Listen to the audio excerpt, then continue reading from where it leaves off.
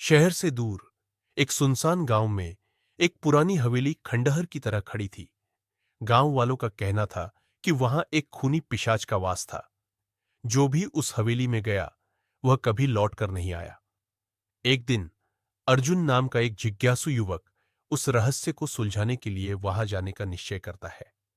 गांव के बुजुर्गों ने उसे मना किया, लेकिन उसकी जिद के आगे कोई कुछ नहीं कर सका।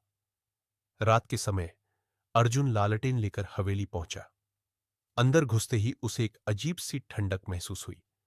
हवेली के अंदर हर तरफ मकड़ियों के जाले और धूल जमी हुई थी। दीवारों पर अजीबोगरीब चित्र बने थे, जिनमें डरावने चेहरे दिखाई दे रहे थे। जैसे ही वह आगे बढ़ा, उसे किसी के सांस लेने की आवाज सुनाई दी। वह चौकन्ना होकर इधर उधर देखने लगा, लेकिन वहां कोई नहीं था।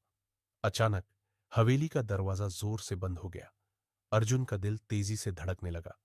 वह जैसे ही पलटा, उसके सामने एक लंबा काला साया खड़ा था। उसकी लाल चमकती आंखें अर्जुन की रूह तक कंपा रही थी।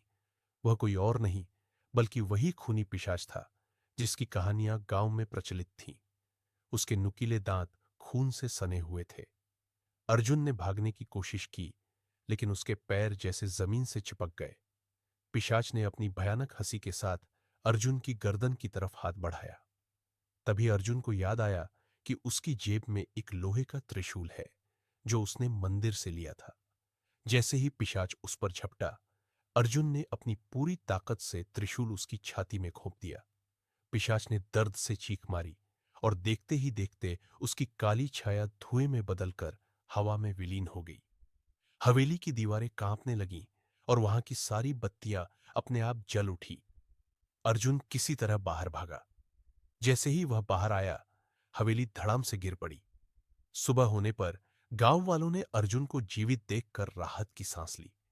उन्होंने पहली बार देखा कि हवेली का श्राप हमेशा के लिए समाप्त हो चुका था। लेकिन क्या वह सच में समाप्त हुआ था, या फिर पिशाच किसी नए शिकार की तलाश में था? अंधेरी रातों में हवेली के खंडहर से अब भी एक धीमी हंसी सुनाई देती है।